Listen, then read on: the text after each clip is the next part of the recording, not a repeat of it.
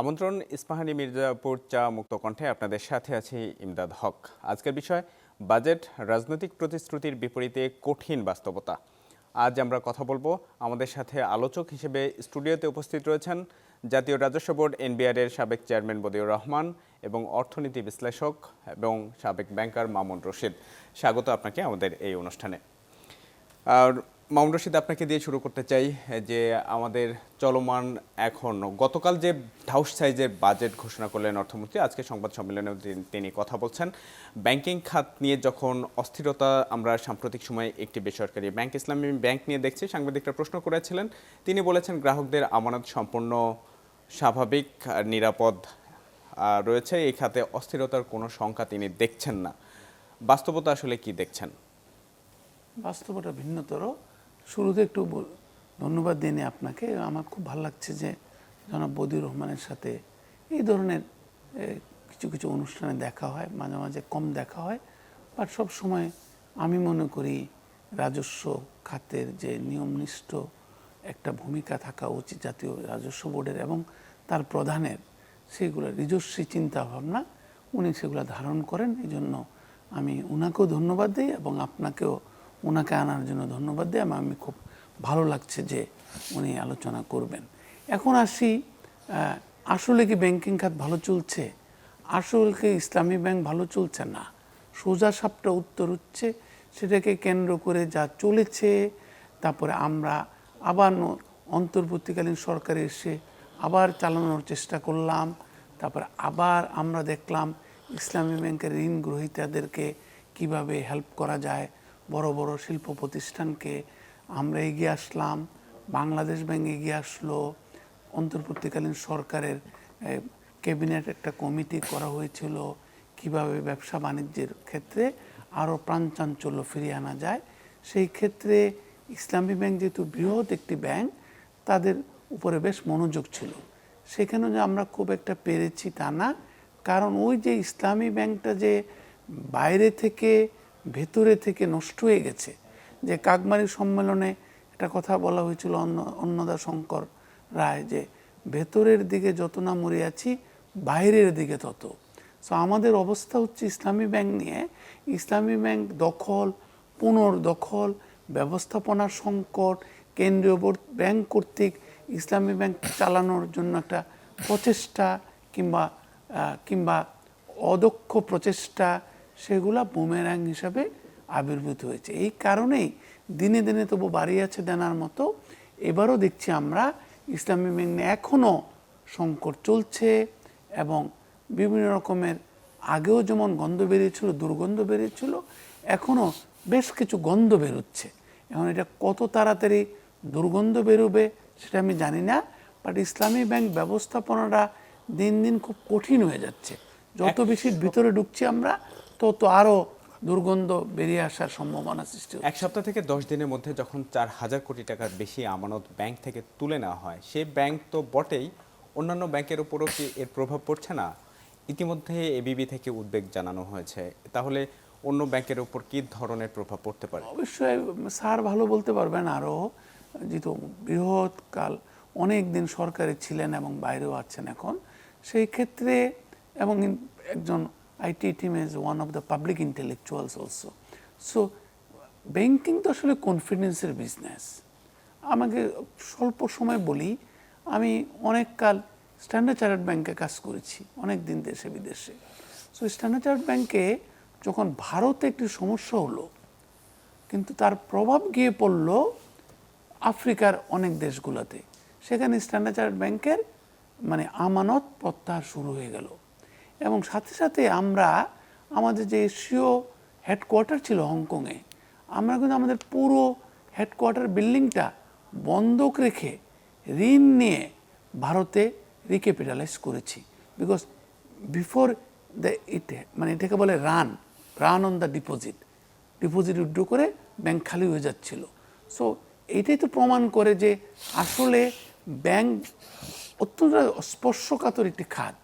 এখানে আমরা আন্তর্জাতিক ব্যাংকে যারা কাজ করি, পরবর্তীকালে আমাদের স্ট্যান্ডার্ড চার্টার্ড ব্যাংকের একজন সিও সাক্ষাৎকারে বলেছিলেন ফিনান্সিয়াল টাইমস অফ লন্ডনের সাথে, যে তৃতীয় বিশ্বের কিংবা উন্নয়নশীল দেশে তুমি ব্যাংকিং ব্যবসা করবে আর পরপর 3 রাত শান্তিতে ঘুমাবে, you are in fool's paradise. So এই কারণেই আমাদের মতো দেশে এটা পুরোপুরি হচ্ছে ট্রাস্টের বিজনেস।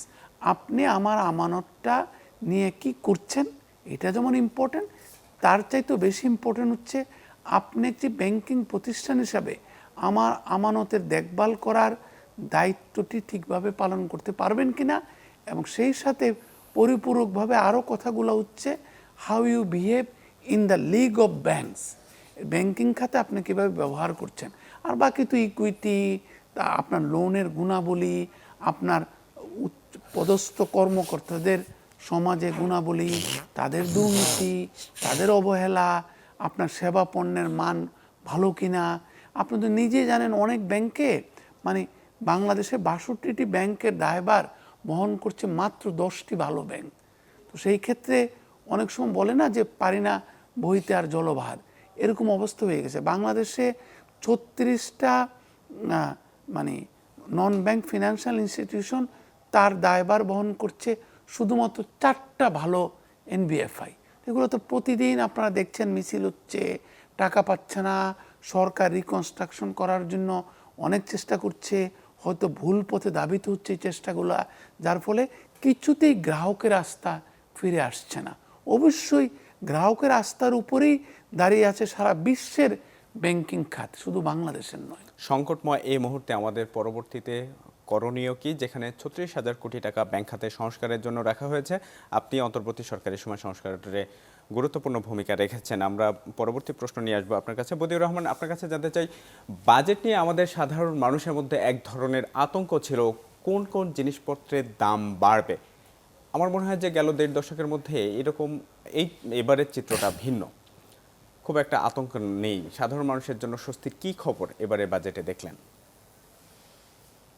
আতঙ্ক আছে কি নেই ঘোষণার পর, সংবাদ সম্মেলনের পরই কনক্লুসিভ হওয়া যাবে না।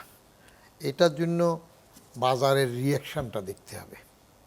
কারণ আমরা আগে যেটা সবসময় বলে আসতাম যে বাজেট দেওয়ার পরে দ্রব্যমূল্যে সবসময় একটা লাভ দেয়, ব্যবসায়ীরা আবার সেটা সুযোগ নেয় এবং আগে কম দামে থাকলেও পরে সুযোগে বেশি দামে বিক্রি করে। তো এই রিয়াকশানগুলা, ঘাত প্রতিঘাতগুলা বাজারে আরও সপ্তাহ 2 সপ্তাহ গেলে তখন বোঝা যাবে।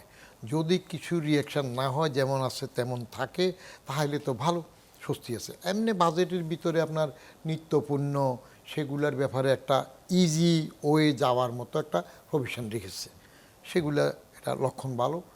কিন্তু বড় জিনিস ছিল আমাদের এখানে যতটুক না সরকার ছাড় দিলে কমার কথা, ততটুক ব্যবসায়ীরা কমান না। কিন্তু সরকার যদি 1 পয়সা বাড়ায় তখন তারা তার কয়েক গুণ বাড়িয়ে ফেলেন। সেই মেন্টালিটিটা যদি চেঞ্জ না হয়, ওটাকে যদি আমরা সংস্কৃতি বা অপসংস্কৃতির অংশ বলি, ওটা যদি না বদলায়, তাহলে জনগণ সবসময় ওই যে শিলপাটার মাঝখানের পিসার অবস্থা থাকবে, সে ভোগতা হবে, ওটা ঠেকানোর কেউ থাকবে না। আমরা ব্যবসায়ীদের সুচিন্তা, সুমনোভাব এবং দেশপ্রেমের ভিত্তিতে ব্যবসা করার উপর আশাবাদী হতে চাই।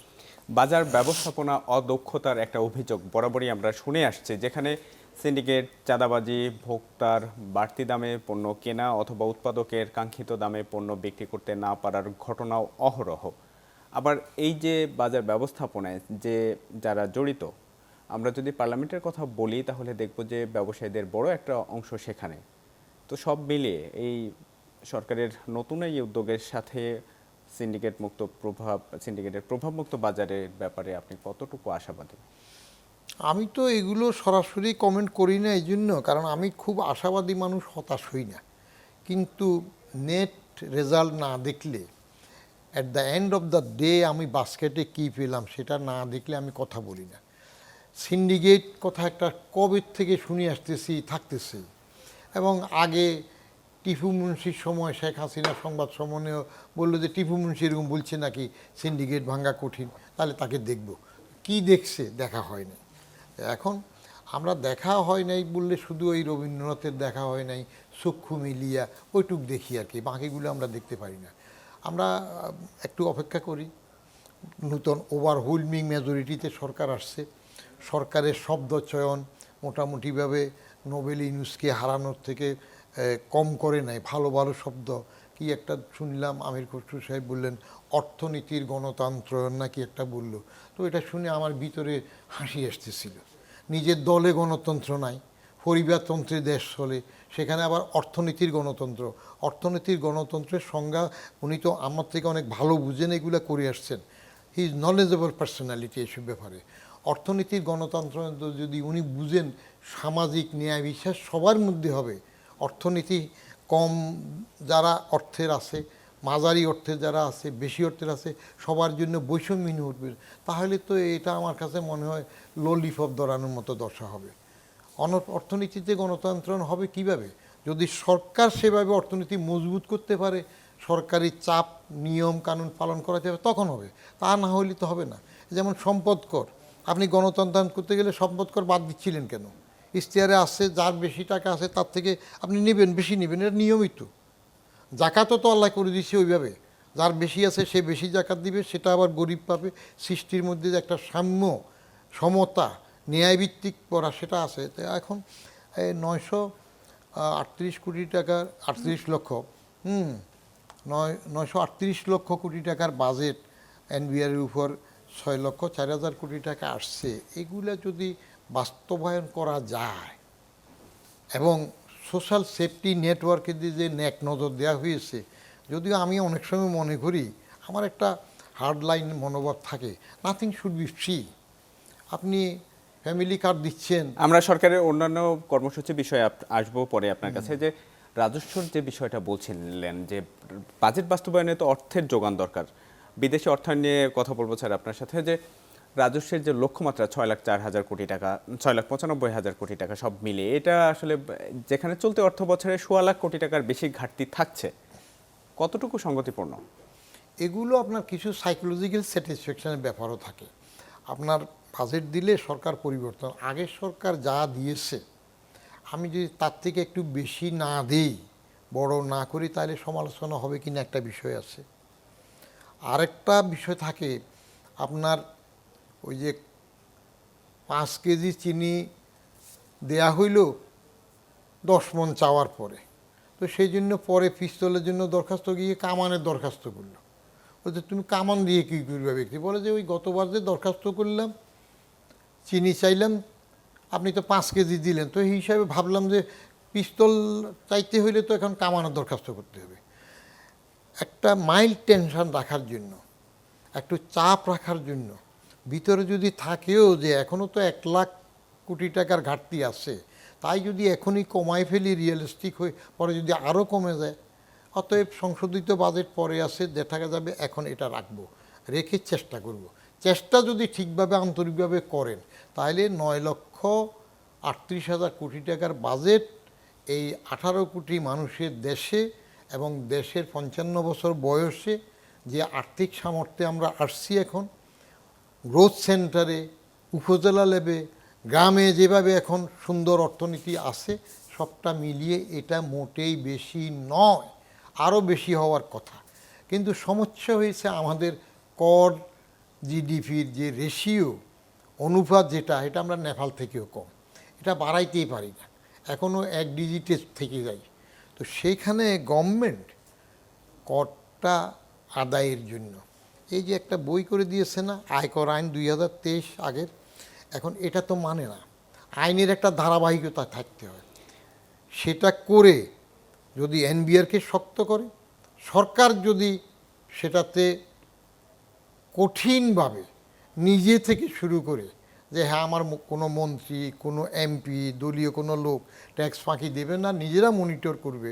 আগে যেরকম আমরা প্রধানমন্ত্রীর থেকে আবার ট্যাক্স ফাঁকির টাকা নিতাম, অর্থমন্ত্রীর থেকে নিতাম, সেগুলো আর যদি না ঘটে, সবাই যদি দেয়, তাহলে এটা কোনো বিষয় না, সম্ভব হবে। কাঙ্ক্ষিত রাজস্ব আদায়ের ক্ষেত্রে এনবিআরের সক্ষমতা, দুর্বলতা নাকি রাজনৈতিক সদিচ্ছার অভাব, এ বিষয়টা নিয়ে আপনার কাছে পরবর্তী প্রশ্ন নিয়ে আসবো। মামুন রশিদ, আমরা কথা বলছিলাম আপনার সাথে যে ব্যাংকিং খাত নিয়ে, যে এবছর যে বরাদ্দ দেওয়া হয়েছে আপনার গত 2 বছরের অভিজ্ঞতা থেকে সংস্কারের বিষয়ে আপনি কতটুকু আশাবাদী? আমি আশাবাদী ততটুকু পর্যন্তই যেটুকু হচ্ছে যে তাদের ইচ্ছা আছে, যে চেষ্টা করবে এই বন্ধ কলকারখানা খোলা, কিংবা যারা সত্যিকার গ্রহণযোগ্য কারণে ক্ষতিগ্রস্ত হয়েছে ব্যবসায়ী, তারপর উদ্যোক্তারা, তাদের জন্য। আমরাও কিন্তু কেন আমরা অনেক বেশি আশাবাদী না? আমাদের সময় আপনি বললেন সংস্কার কমিটির কথা, আমরা 1350টি অ্যাপ্লিকেশন পেয়েছে বাংলাদেশ ব্যাংক। আমরা আমাদের সময়কালে যেহেতু খুব চাপাচাপির মধ্যে পড়ে গিয়েছিলাম, এটা উনি বুঝবেন আরও ভালো, তো আমরা চাইলাম খুব তাড়াতাড়ি এটা শেষ করে দিতে।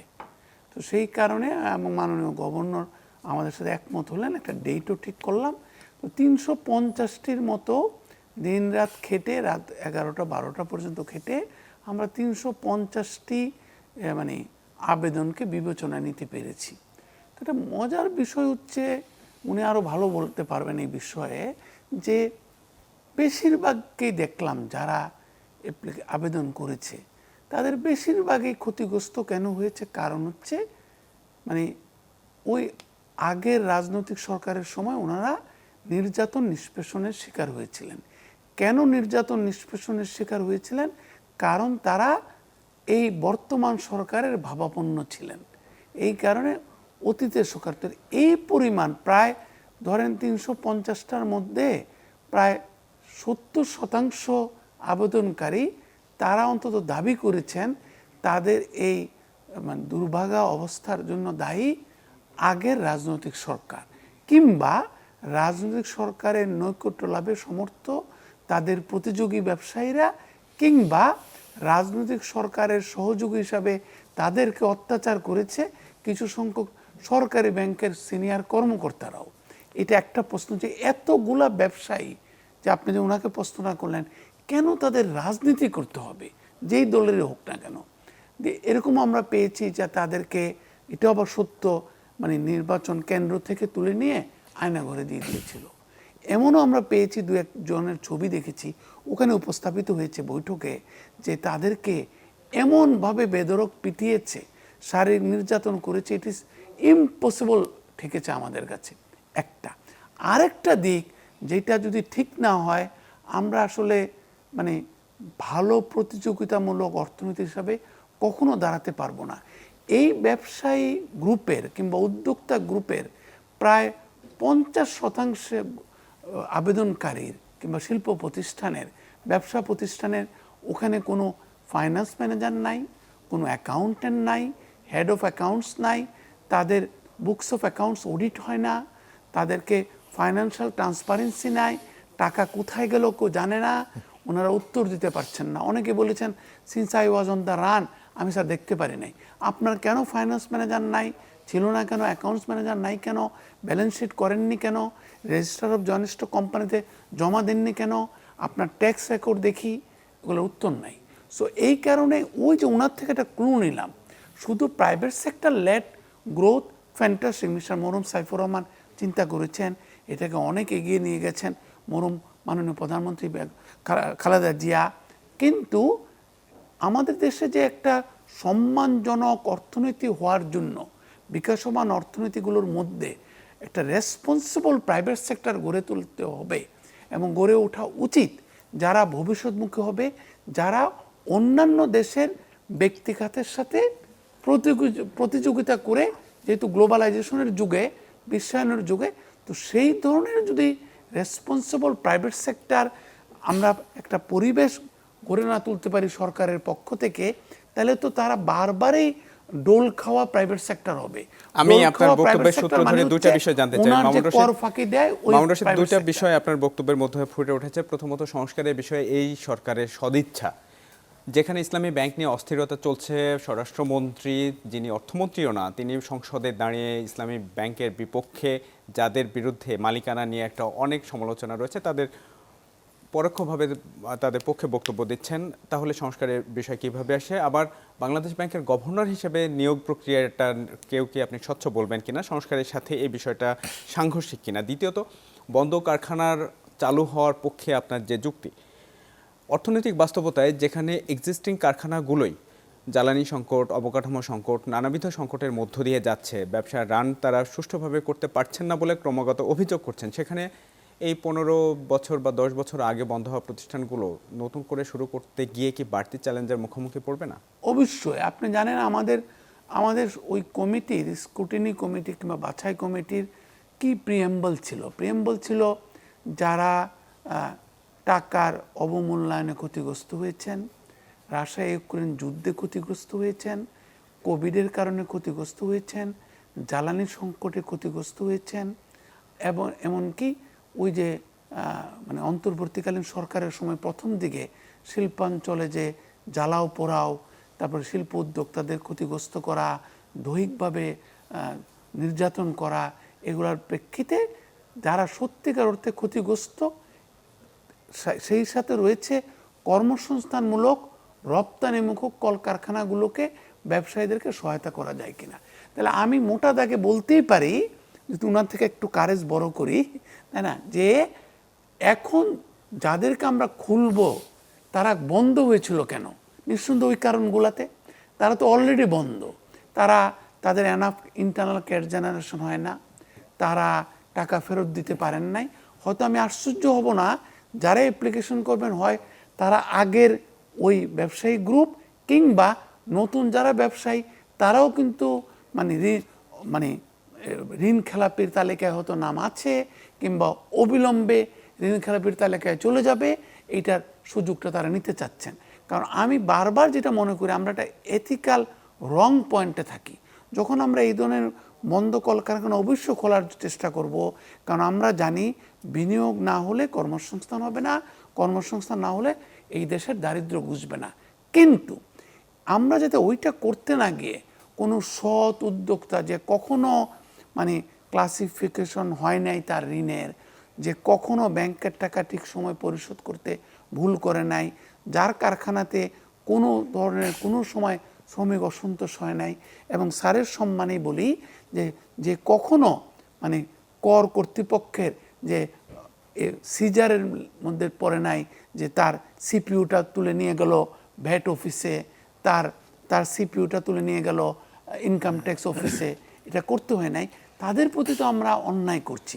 আপনি বন্ধ কারখানা চালু করার পক্ষে অনেক যুক্তি তুলে ধরলেন। এখন সংস্কারের বিষয়টা যদি একটু স্পষ্ট করেন, যে এই সরকার একদিকে সংস্কারের জন্য বরাদ্দ রাখছে, আনুষ্ঠানিকভাবে ঘোষণা দিয়েছিল নির্বাচনের আগে যে রাজনৈতিক কোনো ব্যক্তিকে কোনো আর্থিক প্রতিষ্ঠানে নিয়োগ দেওয়া হবে না, সেটা ভায়োলেট করে গভর্নর নিয়োগের প্রক্রিয়া। সো এই অবস্থায় যে সংস্কারের ব্যাপারে বাজেটে অর্থমন্ত্রীর বক্তব্যের প্রতিফলনকে আমরা কতটুকু বিশ্বাস করতে পারি? আমি একটু সংক্ষেপে বলি, স্যারও হয়তো বলবেন। সেটা হচ্ছে, দেখেন 20 বছর পরে স্যার যেটি বললেন, নিরঙ্কুশ সংখ্যাগরিষ্ঠতা নিয়ে একটি রাজনৈতিক দল এসছে, তাদের অনেক ইচ্ছা আছে, অভিপ্সা আছে, লক্ষ্য আছে, থাকাটাই স্বাভাবিক। এবং আমরাও পরিবর্তন চাই। আমরা চাই না যে আগের সরকারের, রাজনৈতিক সরকারের, এমনকি অন্তর্বর্তী সরকারের ভূত তাদের ঘাড়ে চেপে বসুক। আপনিও চান না হয়তো। কিন্তু সংস্কার করব, কি সংস্কার এবং কাদের দ্বারা সংস্কার? আপনি দেখেছেন রাজনৈতিক নেতৃত্ব পরিবর্তন হয়েছে, মন্ত্রী পরিষদ পরিবর্তন হয়েছে, এবং আপনারা নিজেরাই বলছেন তারা 20 বছর যেহেতু ছিল না, যদিও তারা সম্ভাবনাময় লোকেরা মন্ত্রিত্ব পেয়েছেন, কিংবা কিছু অভিজ্ঞ লোকেরাও মন্ত্রিত্ব পেয়েছেন, কিন্তু তারা 20 বছর ছিলেন না। 20 বছরে শুধু যে পৃথিবীতে পরিবর্তন হয়েছে তা না, কিন্তু চালাকিও যদি বলেন, বোকামিও যদি বলেন, মূর্খতাও যদি বলেন, বাংলাদেশেও কিন্তু অনেক পরিবর্তন হয়েছে, এবং অনেক তারুণ্য, তারপরে বাংলাদেশের অর্থনৈতিক প্রায়োরিটি, প্রাধিকার, রাজনৈতিক অর্থনীতির প্রাধিকার অনেক পরিবর্তন হয়েছে। সো আমি যত না সংস্কারের উপরে জোর দেই, সংস্কারের বিষয়গুলো হয়তো পরিষ্কার মানুষের কাছে কি করতে হবে আমাদের, কিন্তু কারা সংস্কারটা করবে? রাজনৈতিক সরকার সংস্কার চাচ্ছে হয়তো, কিংবা জনগণের চাপে সংস্কারের কথা বলছে, তাই না? আপনি যদি মেকিয়াভেলির প্রিন্স বইটা রাজনীতির শাস্ত্রের ইতিহাসে অন্যতম একটি সেরা বই বলা হয়। সো সেইখানে মেকিয়াভেলি বলছেন যে প্রিন্স বইতে, whether the prince believes in God or not, he must be pretending to be religious. So রাজনৈতিক সরকারকে জনগণের কারণে অনেক সময় অনেক কথা যা মিন করে না তাও বলতে হয়, তাহলে সংস্কার কথাটা না আমরা গ্রহণ করলাম, কিন্তু কারা সংস্কার করবে? 20 বছর রাজনৈতিক নেতৃবৃন্দ হয়তো ক্ষমতায় ছিলেন না, বিএনপির যারা আছেন এখন কাণ্ডারি, কিন্তু যারা সরকারে ছিল, যারা কাস্টোডিয়ান অফ রিফর্ম কিংবা ড্রাইভার অফ রিফর্ম হওয়ার কথা, তারা তো মান্দাতা আমলের, তাদেরকে দিয়ে সংস্কার হবে? তাহলে অতীতে হলো না কেন? অতীতে কেন ইসলামী ব্যাংক ক্রিয়েট হলো? অতীতে কেন এত টাকা বিদেশে পাচার হলো? অতীতে কেন জ্বালানি নিয়ে এত সংকট সৃষ্টি হলো? অতীতে কেন কিছুতেই রাজনৈতিক সরকারকে ন্যূনতম জবাবদিহিতার মধ্যে আনা গেল না? তাদের যারা পরিপূরক ছিলেন, তাদের যারা সহায়ক ছিলেন সরকারে, তারাই তো রয়ে গেছেন 70-80-90% লোক। আমি খারাপ ভালো বলবো না, তাদেরকে দিয়ে আর যাই হোক নতুনভাবে প্রযুক্তিময় বিশ্বে, বিশ্বায়নের এই বিশ্বে সংস্কারকে ড্রাইভ করা সম্ভব না। সুতরাং আমাদেরকে ওই জায়গাটায় আঘাত করতে হবে, কারা সংস্কারটা করবে। ঘাটতি বাজেট মোকাবেলা, সেই সাথে ইডিপি বাস্তবায়নে বিদেশি ঋণ আমরা আসলে পাচ্ছি না। নতুন সরকার দায়িত্ব গ্রহণের পর থেকেই নানাবিধ বিভিন্ন আন্তর্জাতিক দাতা সংস্থা দেশের সাথে যোগাযোগ করছে, ইতিবাচক সাড়াটা কম। এ বিষয়ে সরকারের করণীয় কি? পরবর্তী প্রশ্ন আপনার কাছে। বদিউর রহমান, মামুন রশিদ যেটা বলছিলেন যে রাজনৈতিক সংস্কারের ক্ষেত্রে রাজনৈতিক উদ্দেশ্য, তো সংস্কারের বিষয়টা জাতীয় রাজস্ব বোর্ডের ক্ষেত্রে যদি আমি একটু প্রয়োগ করতে চাই, তাহলে আপনার পর্যবেক্ষণ কি হবে? সংস্কার তো আমরা সবসময় শুনি। আমি সরকারি চাকরিতে শুধু বঙ্গবন্ধু সরকারের অধীনে ছিলাম না চাকরিতে, তারপরে তো সব সরকারে দেখলাম। এনাম কমিটি কি একটা সংস্কার করে না? এরশাদের সময় একটা বিরাট রকমের সংস্কার করছে, কাঠামোগত থেকে সব করে। কিন্তু আমাদের লিগ্যাসি একটা অপসংস্কৃতি, এখানে এক সরকার চলে গেলে পরের সরকার আগের সরকার কিছুই করে না এটা বলে। তো কিছুই করে না বললে যেগুলো চোখে পড়ে দেখি, তাহলে সেগুলো সব সরাই ফেলতে হয়। এটা থেকে সরে আসা দরকার। আমরা এই যে একটা টিভিতে আমি সেদিন দেখতেছিলাম, দৃষ্টিকটু লাগছে। শুরু করলো 80-81 সালে প্রেসিডেন্ট দিয়া 4000 কত টাকার বাজেট দিয়েছে, তার থেকে সুইচ ওভার করে চলে আসে 91-92 সালে খালেদা জিয়া 15,000 কত টাকার বাজেট দিল, সেখান থেকে এক লাফে চলে আসলো তারেক জিয়ার 9,38,000 কোটির বাজেট। আর মাঝখানে এগুলা কি সব শূন্যশ্বাস ছিল? আপনি যদি ফেয়ার হন, রাজনৈতিক সরকার হিসেবে ফেয়ার থাকলে যেটা ভালো, ভালোটাও একটু টাচ করতে হবে, খারাপেরটাও করতে হবে। আপনি শুধু নিজের দলীয়করণে আগের মনোভাব নিয়ে চলবেন, তাহলে তো বলতে হয় আমরা তো আগে দেখছি না বাজার সরকার, যেটা বিএনপি বাজার সরকার আগে দেখেছি না। তো সেই সময় দুর্নীতিতে 5 বার চ্যাম্পিয়ন হওয়ার সময় 4 বার কি বাজার সরকার থেকে হয় নাই? একবার আওয়ামী লীগ সরকার ছিল। তখন কি আমরা হাওয়া ভবনের ইতিহাস জানি না? খোয়াবের কথা শুনি নাই? ভাইয়া বাসার ইতিহাস ছিল না? রাজ পরিবারের সদস্যের পাচারকৃত অর্থ আসছে না? তা আপনি শুধু গাঁটাগাঁটি করে সেগুলা দিয়ে না বলে এখন কি করবেন সেটাতে যান। সংস্কার, এই সরকার সংস্কার করবে কি না যেটা সংস্কারের সাথে জড়িত, মামুন রশিদও বললেন সন্দেহের, সেটা আমি বলি এই জন্য, করতে যদি চাইতো বড় কয়েকটা সংস্কারের তো বিলই পাস করে না। অর্ডিন্যান্স যেগুলো ইউনুসের 133টা না কয়টা 98টা করলেন, কিন্তু বড় দাগের সুপ্রিম কোর্ট হাইকোর্টের সচিবালয় সেটা পাশ করলেন না, গুম কমিশনের সেটা পাশ করলেন না, মানবাধিকার কমিশন কোথায় গেল? তো আপনি বড়গুলা করলেন না, ওগালা। অথচ ইউনুসের সাথে দহরম মহরম আছে, ইউনুস সাহেবের সাথে লন্ডনের ললিপপের বৈঠক হয়েছে, তাকে আবার সেটার বিনিময়ে পপিচুস পরস্পর ফিট চুলকানি সমিতি হইলেন। এবার তারেক সাহেব আসলে একটা পার্টি প্রাধান্য হয় নাই, তখনও তো মা মরে নাই, তারে যেই সংবর্ধনা দিলেন দেখলে মনে হয় কি ভাবটা হইল বঙ্গবন্ধু তেজগাঁ এয়ারপোর্ট থেকে রেসকোর্স সরোয়ার্দী উদ্যানে আসতে 2.5 ঘন্টা লাগছে। অতএব শাহজালাল আন্তর্জাতিক বিমানবন্দর থেকে এই যে 300 ফিটে আসতে তার থেকে বেশি সময় লাগছে, নাহলে বড় নেতা কেমনে? তখনই তো পড়ে ফেললেন সরকার হয়ে গেছে। কিন্তু সরকার সংস্কার মেজরিটি তো পেয়েছে, এই কয়টা রাখলে অসুবিধা কী ছিল? বড়গুলো বলতেছে রিফাইন করে আনবে, তো রিফাইন করে আনবে, 9 মণ ঘি জুটবে, রাধা নাচবে, তার আগে তো আপনি দখল করে ফেলতেছেন। মেয়র পদগুলো দখল করে ফেলতেছেন, উপজেলা পরিষদ করতেছেন, জেলা পরিষদ করতেছেন। বাংলাদেশ ব্যাংক তো একটা কি হাইজ্যাকের মতো দখল হয়ে গেল।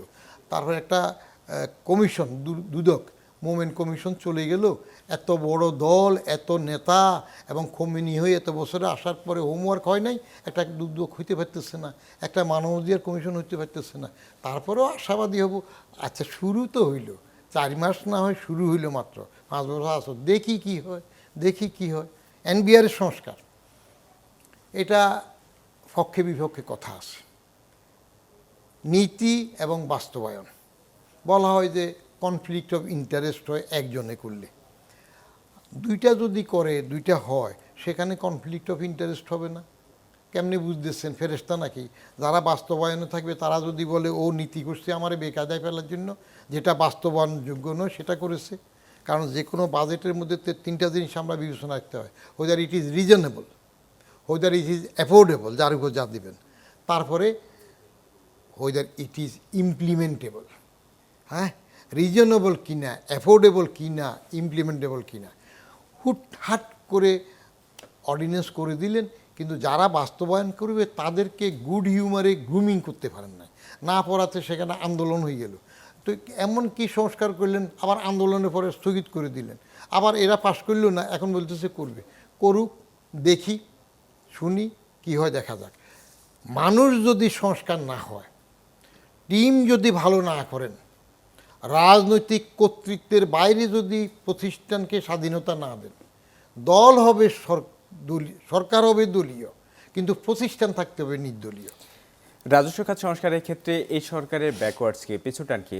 রাজস্ব বোর্ডের ওপর যখন বিপুল পরিমাণ লক্ষ্য চাপিয়ে দেওয়া হলো, আমার মনে হয় না যে কোনো সরকার এনবিআর এর সাথে যথাযথ আলোচনার মধ্য দিয়ে তা এনবিআর এর সক্ষমতা দুর্বলতা যাচাই করে লক্ষ্য চাপিয়ে দেয়। বিষয়টা রাজনৈতিক কিনা লক্ষ্যটা চাপিয়ে দেওয়া। দ্বিতীয়ত, এনবিআরকে যখন বাড়তি লক্ষ্য দেওয়া হলো, সেই সাথে এনবিআর এটা করজাল কিছুটা বাড়ালো, সেই সম্পদ কর আরোপের জন্য একটা ডিসিশন নিল, অটোরিকশার উপরে সিদ্ধান্ত নিল যে বাড়তি কর আদায় করা হবে, মোটরসাইকেলের ক্ষেত্রেও। কিন্তু সরকার তো এই সিদ্ধান্তগুলো অনুমোদন দেয়নি। তাহলে রাজনৈতিক সরকারের পিছুটান সরকার কি? জনপ্রিয় থাকতে চাইলে নিয়ম হলো রাজনৈতিক সরকারের অপ্রিয় কাজগুলো প্রথম 2 বছরের মধ্যে, 2.5 বছরের মধ্যে সারতে হয়। তারপরে 2-2.5 বছর তো চলবে আবার পরের মেয়াদের জন্য। আর আমাদের দেশে আমি যা লক্ষ্য করছি, প্রত্যেকটা সরকারেই কোনো একটা সরকার এইটুক ভাবে না যে আমি এই মেয়াদটাই ভালো করে ভালোভাবে যাব। শেয়ারে যেদিন বসে সেদিনই ওই পরের 5 বছরটা নিয়ে অস্থির হয়ে যায়, এই জন্য কিছু করতে পারে না। অপ্রিয় হোক না, লজিক্যাল সিকুয়েন্সে পরের 5 বছরে আবার তারা আসবে, যদি এবার শক্ত করে ভালো কাজটা করতে পারে। এক, আপনি এনবিআরের সাথে বাজেট করার সময় এনবিআর কিন্তু বাজেটের সিদ্ধান্ত নিতে পারে না, এটা সিদ্ধান্ত নেয় সরকারের নির্দেশনা অনুযায়ী অর্থ বিভাগ। এনবিআর হলো কালেক্টর, এটারে বলে এটা করবা, তখন এরা খেয়ে না খেয়ে উঠে পড়ে লাগে। এর মধ্যে কালেকশনের মধ্যে টিম শক্ত না হলে করতে পারে না, ওখানে লুফোলস আছে, চুরি আছে। রাজনীতির মধ্যে ব্যবসা ঢুকেছে, ব্যবসায়ীরা তো সব রাজনীতিতে ঢুকছে। তো আপনি সেখানে ব্যবসায়ী যদি রাজনীতিবিদ হয়, 60%-এর 65%-এ চলে যায়, সেখানে এনবিআর তার সক্ষমতা চাপাবে কীভাবে? একজোটে সব আসতেছে, এটা একটা বিরাট লুপহোল হয়ে গেছে, তো ব্যাকওয়ার্ড হয়ে গেছে। আপনার ব্যবসায়ী, শুধু ব্যবসায়ী থাকলে আমার যতটুকু কন্ট্রোল থাকতে পারে, ব্যবসায়ী যখন এমপি হয়ে যায়, মন্ত্রী হয়ে যায়, ঋণ খেলাপি হইয়া, বিল খেলাপি হইয়া, দল খেলাপি হইয়া আবার মন্ত্রী হয়, ভোট করতে পারে, ইসি থাকে না, তখন যা হওয়ার তাই হবে। অতএব দুইটা করে কতটুক বেনিফিট হবে বা আদৌ করবে কি না, সেটা পরে বসলে বোঝা যাবে। তড়িঘড়ি করে ইউনূস সাহেব অনেক সংস্কারই করতে চেয়েছিলেন, সেগুলো তার বোধহয় ঠিক হয় নাই। এবং করতে গেলে কাকে দিয়ে করবেন? আপনি রুটি সেঁকবেন তো, তাওয়া যত ডিগ্রি গরম হওয়ার ততটুকু গরম করতে পারছেন কি না? তাওয়া গরম করতে না পারে চট করে রুটি দিয়ে দিবেন, ওটা সেঁকবে না তো, এটা শেখা হবে না তো। তো সেই প্রস্তুতিটা তো হয় নাই, হোমওয়ার্ক লাগবে তো। সে হোমওয়ার্ক না করে এখন যদি আপনি সাইকোলজিক্যাল স্যাটিসফ্যাকশনের জন্য আবার যেটা লক্ষ্য হতেছে, হাসিনার আমলে যে ব্যবসায়ীরা হাসিনার তোয়াজ করতে করতে অস্থির হয়ে গেছে, শেষ মুহূর্তে সভাতে ওয়াজ করছে, তাদের এখন দেখতেছি আবার তারেক সাহেবের ওয়াজের মধ্যে ব্যস্ত হয়ে গেছে। তো তাহলে কি হইতেছে, আবার যে লাউ সেই কদু তেমন হইতেছে। এটা যদি আপনি থামাতে না পারেন, সেই গেমাঠে থাকেন, তাহলে পরিণতিটা আবার ওইরকম দিকে যাবে।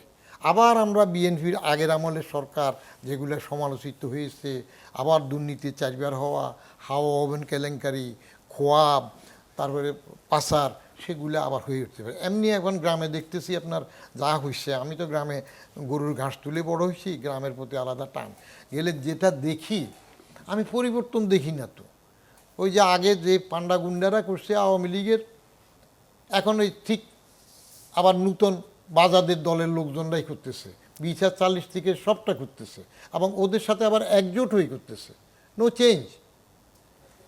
ঘাটতি বাজেট নিয়ে আমরা একটু কথা বলতে চাই মামুন রশিদ। যেটা বলছিলাম যে বিদেশি অনেকগুলো সংস্থার কাছ থেকে সরকার ইতিবাচক সাড়া পাচ্ছে না, তাহলে বাজেট বাস্তবায়নটা সরকারের জন্য কঠিন হবে কিনা, আর বিদেশি অর্থায়নটা অবশ্যই কঠিন হবে। আপনি জানেন 2,43,000 কোটি টাকা ঘাটতি বাজেট, স্বাভাবিকভাবে 1,16,000 কোটি টাকা বরাদ্দ রাখা হয়েছে বিদেশি সূত্র থেকে, আর বাকিটা 1,27,000 কোটি টাকা রাখা হয়েছে স্থানীয় সূত্র থেকে।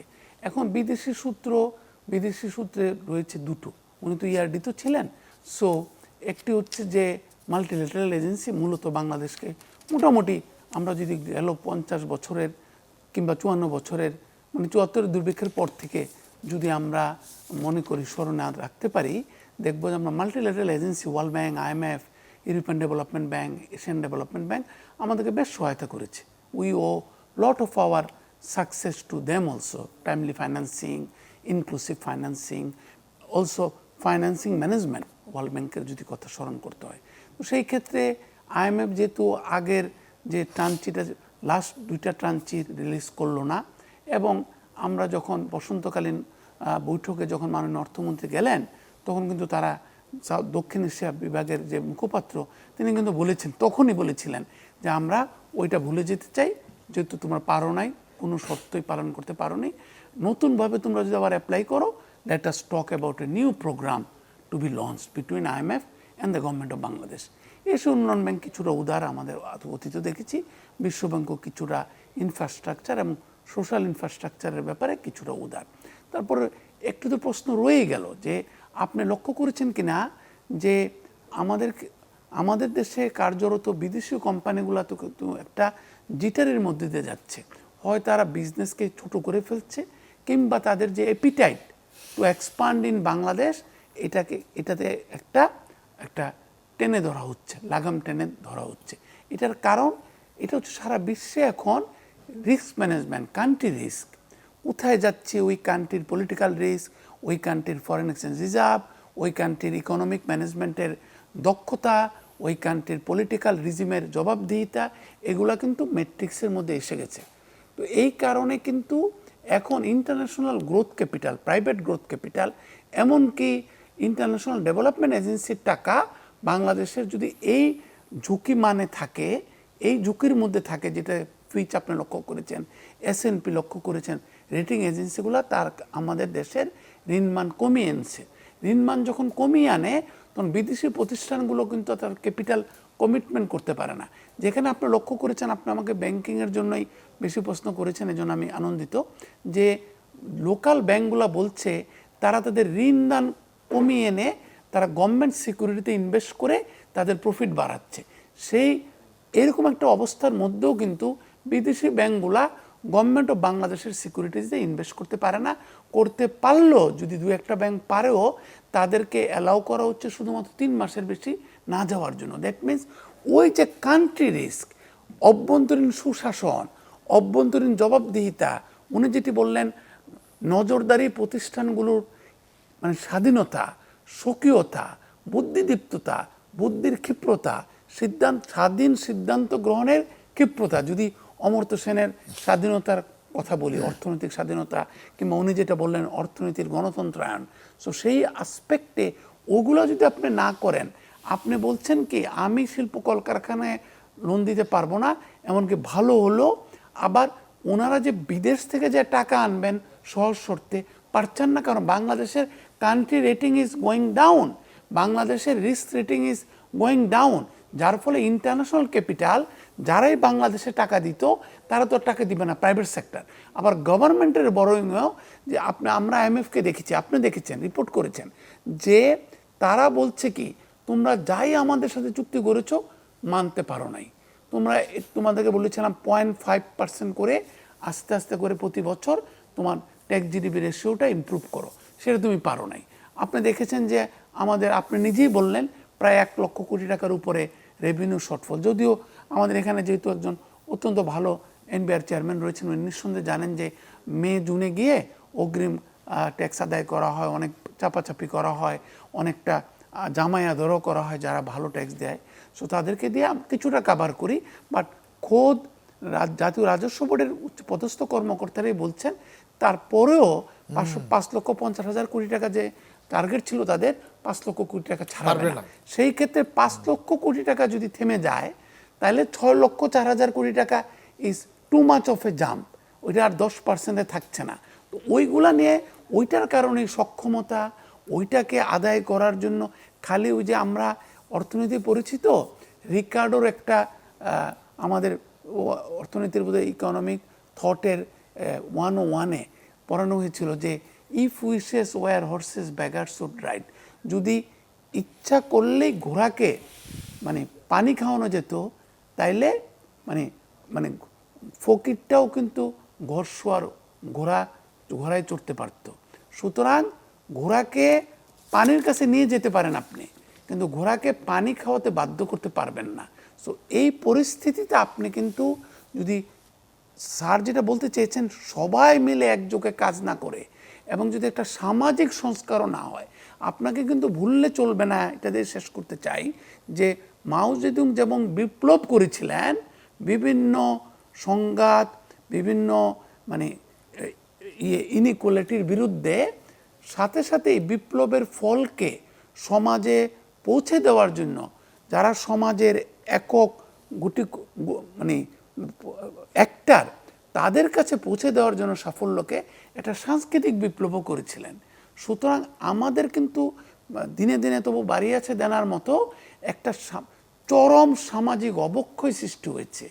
টাকার উৎস কি, কোত্থেকে টাকা পেলে, এত টাকা কিভাবে আসলো, these are not being question by our parents, these are not being question by our imams in the mosque, these are not being question by our public intellectuals, these are not being question by anybody who are associated with the government machinery. জি, আপনাদের দুজনের আলোচনায় যে বিষয়টি এলো যে রুটি সেঁকার যাদের দায়িত্ব তারা যদি দায়িত্ব ঠিকভাবে পালন না করে তাহলে আমরা এ বাজেটেও দেখলাম যে তাদের জন্য সরকারি কর্মকর্তাদের জন্য পরিচালন ব্যয় 55,000 কোটি টাকা বাড়ানো হলো।